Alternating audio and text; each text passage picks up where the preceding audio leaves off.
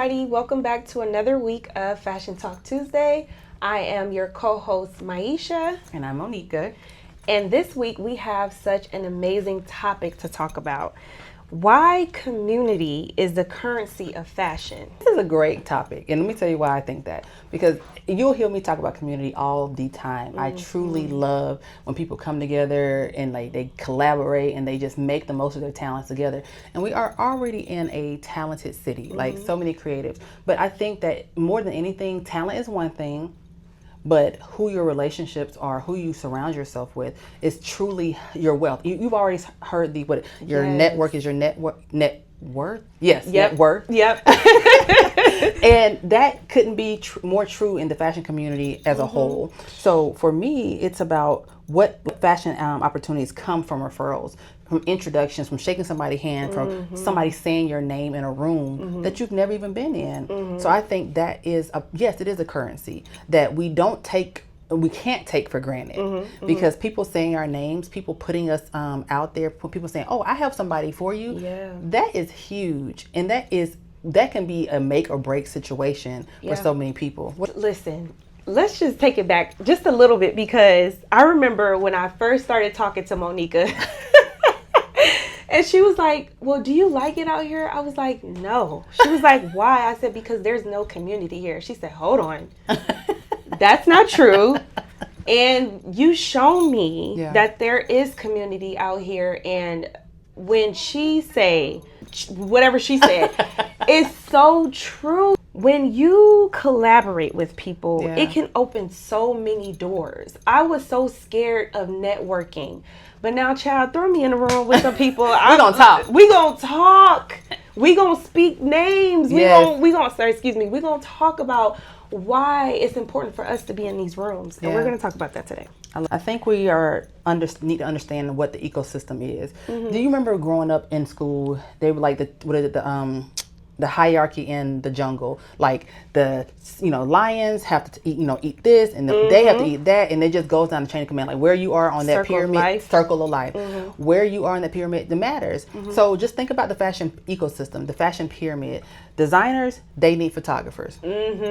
Photographers, they need models. Okay? And from there, it just continues to go on. We need engineers. We need content. We need this, that. And we need the people who can help us edit. We need people to teach us. We need mentorship. We need encouragement.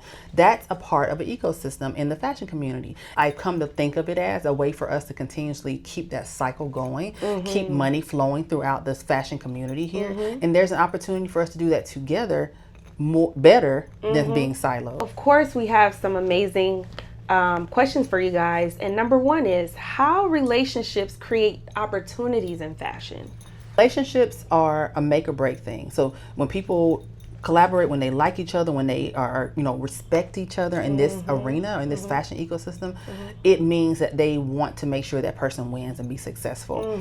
If we didn't come together and say, "Hey girl, we have a commonality, we love fashion, how can we use our our love for fashion to build something great and take it to the next level?" And that's how people should start thinking about it. I think when you use relationships, they are a catalyst. They are a currency. They are a way to make sure that you are growing and you're building and you're developing. And also it's a chance for education. Something that you taught me is something that I probably didn't know, and it's helped me become better in this space. And vice versa. And and so that's how we learn and we build from each other. So I think that relationships are something that at the most bottom, it needs to be a foundation of both each party wanting to see each other grow and to be successful. And let's talk about referrals, because I'm going to shout her out right now. Veronica, for instance, who's part of the PNW Northwest community. She has spoken our name in rooms that we haven't even entered yet. So it's so important when it comes to networking, because it's going to open so many doors that you haven't been able to knock on. So referrals, like Monica said, relationships, recommendations, all these things are important when it comes to building relationships in the fashion industry, because we all know the fashion industry can be cutthroat. Yes. Very competitive, very cutthroat. But I think that's where we see each other growing. Like once we get over that, and you're like, dang, I do need people. I do need to like be around. I do need somebody to say, hey, how can I help you? And I think we get a lot more done then. That brings me to something called visibility. How do we get the visibility? Is that just like you said? Is that someone saying a name, or is that someone saying, okay, hold on, I got somebody for you. I'm not even gonna worry about me. I have somebody that can do that for you, and I have somebody who's already done that. That will be great to partner with. I think it's a combination of all. Yeah, we need it all. Let's talk about networking in itself. When we think of networking, we think of having it going to an event, chit-chatting, making sure that we shake as many hands as possible and building contacts. But networking truly gets a bad reputation. And let me tell you why I think it gets a bad reputation, and you tell me what you think. I think it gets a bad reputation because it seems performative. Yes, it do. Because I've been there, and I'm just like, I don't want to be here. I don't want to be in these people's face. I don't know these people. Yeah. Get here and you're like, how are people going to receive me? How are people going to talk? Are they going to be, actually trying to get to know me? And then it seems like a chore. But my biggest thing about networking is it doesn't necessarily have to always be in an event. Like, hey, how do we go and meet somebody for a lunch? How do we go and meet somebody for, a quick cup of coffee and actually get to know them on a more intimate level? And I think those are the types of networking opportunities that cause more... you feel more comfortable. You feel more comfortable. Yes. And sometimes they become more of a success, and you get more from that than just being in a room full of people shaking hands. Oh, you got your Instagram. Oh, can I get your contact? Oh, girl, I ain't gonna never call you. Yeah. And I don't think you're gonna ever call me. Yeah, that's true. So how do we alleviate all of that and knock down that door of people feeling like they got to be performative at a networking event? It starts with confidence, for one. It starts with confidence, knowing what your end goal is. Why are you going to this networking event? What does authentic connections really mean? You actually tapped into this earlier. Meeting up for more authentic connections, like you said, going out for coffee, going out for lunch. Maybe if the person have kids, you guys can connect and have play dates. Oh yeah. Just to get to know one another, not just getting their social media and liking all their pictures. And how can you add value to somebody's life? How can you guys come together, like Monica said? If I would have never slid in her DMs and asked her, would you be interested in collaborating with me? You love fashion. Let's do something together. We would never be here in these seats right now. Yeah. Getting to know people. We want to know what they're doing, or you want to be nosy. Yeah. And we not doing that. We're trying to build relationships. Exactly. So I love that you said getting to know people, because sometimes people I'm not just my designs. I'm not just what I put out. I'm actually a person. And I think we're going to wrap it back in the bow after Fashion Talk Tuesday. We provide a way to storytell and get to know people from outside looking in. I was going to say that. Yeah. There's always a story behind somebody's journey. Yeah. How can we merge those stories together and create one? Yeah, I love that. Hello. Hello. Y'all better wrap that up. Yes. That was a word. Talking about collaboration, we've seen a lot of stories of collaboration in the PNW. And I just want to kind of put it out there and to give a lot of people their flowers. What are one or two collaboration stories that you've seen from two artists, two creative, two designers working together? And it could be us too, because we've collaborated. Yes, of course. I'm absolutely going to say Natalia Lapaisa. She is the definition of bringing people together, collaborating, networking, putting so many creatives in one room and she just showed love to everybody. Yeah. Like you said, you need a photographer. She will bring multiple photographers. And you know what I love about that? There's no competition. Yeah, true. That's important. There's money out here for everybody.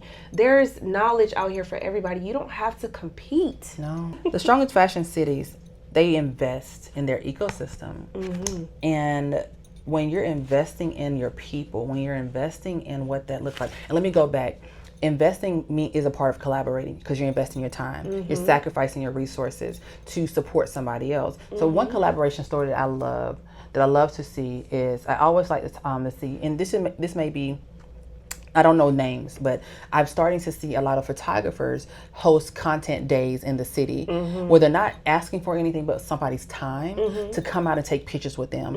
They bring their equipment, you bring yourself as a model, you come and shoot content. And I've seen like 2 or 3 different ones going on, and they have it monthly.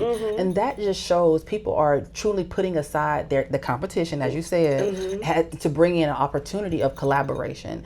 And those are something that I love to see. When I see those pop up, I'm like, immediate share, because somebody needs that opportunity. Somebody needs that. And you never know who's sitting Everybody at don't home. have the coins. Yeah, right everybody now. don't have the coins, but I got 5 minutes. Yeah. I got an hour Listen. to get out here and take a few pictures For a free shoot. for free. And it's some amazing photographers. And it's too. amazing photographers. Yes. So that's what I love to see in the city, and we're seeing more of, as an opportunity to collaborate with photographers, models, designers, all together, and even like creator groups that are coming together saying, hey, we don't necessarily we don't have to do much. We just need to show up. How is confidence created through community?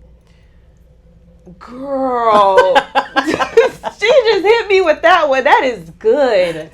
Child, hold on. Let me put on my thinking cap real quick.